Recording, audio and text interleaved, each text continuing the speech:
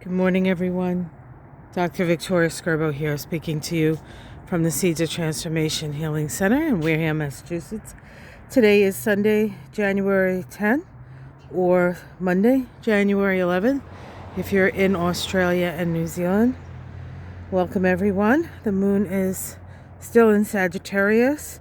It does go void, of course, at 1:30 p.m. today, and is void until 8:30 in the morning tomorrow.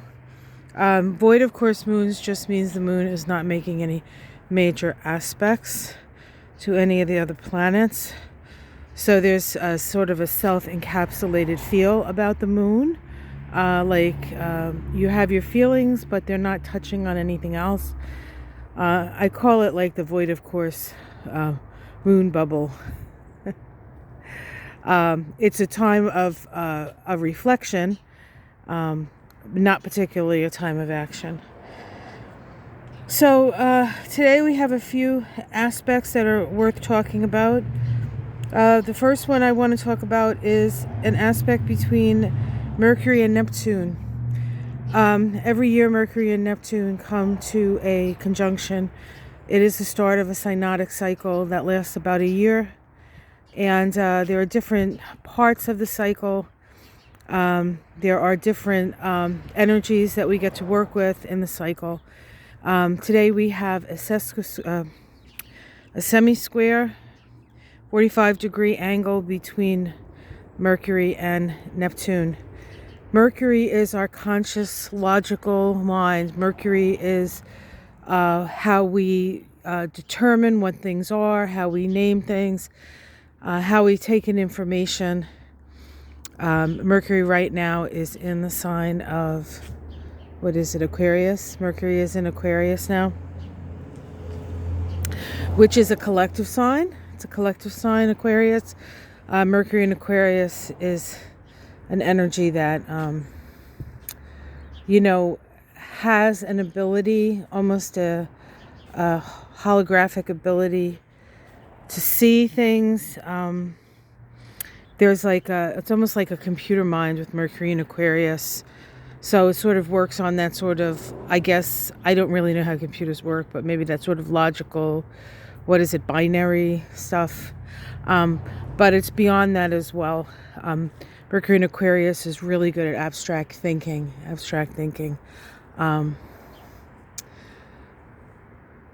And it's making this semi-square to Neptune. This is the last 45 degrees of their relationship before we have a new Mercury and Neptune conjunction. In this case, when we're at this point, Neptune is really the power here. And we have Mercury sort of surrendering to Neptune. That being said, so the logical mind has less sway, and the imaginative mind is pretty powerful. And so we can actually find ourselves with a real sense of unreality, right? And so we can believe things that aren't true. We can be convinced of those things. We can be tricked in that way. That's more of a negative vibe for this. But I want to definitely talk about the positive vibe of this. And the positive vibe of this is utilizing your imagination to create the world that you want to see. So we are definitely in for some really challenging times over the next 10 days or so. And I think it's important to be aware of what's going on, but also not get caught up in the fear of it, and imagine a different way and act as if it is different than what you're seeing in front of you on your screens, I guess, because most of us are not in the thick of this. Most of us are observers. It's interesting with COVID that we're sort of all inside and away from this. It seems like it might be a plan or it might be a blessing. We're not quite sure. The other thing that's happening today is the moon is making a conjunction to the south node of the moon. We are looking at things we believe to be true that need to be sort of let go of.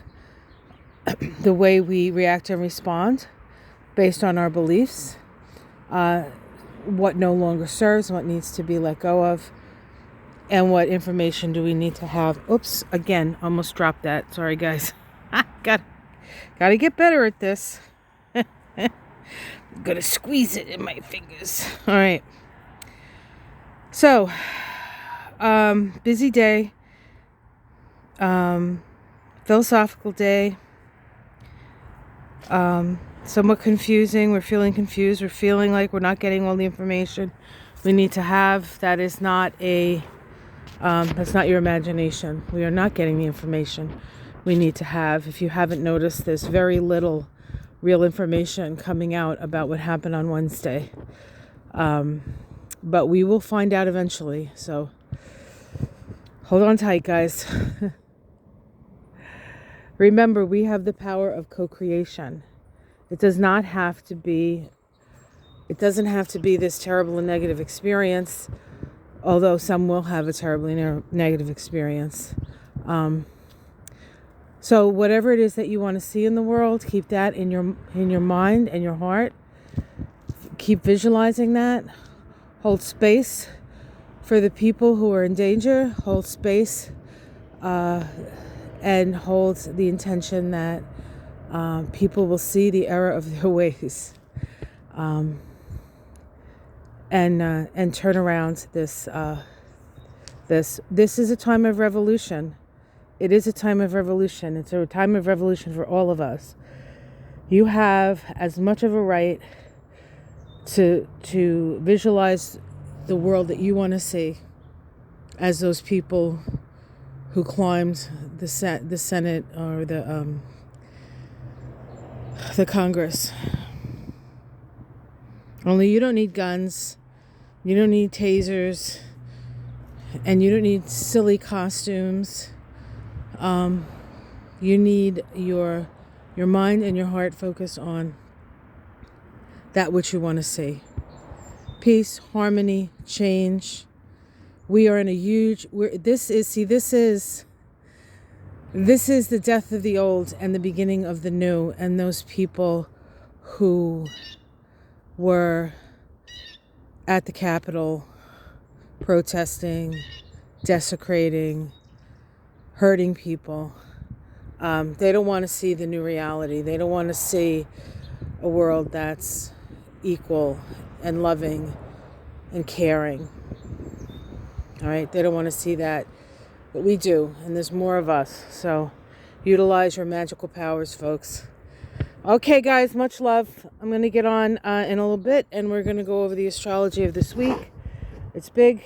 The astrology of next week, big. Everything's big. All right, guys, love you. Take care.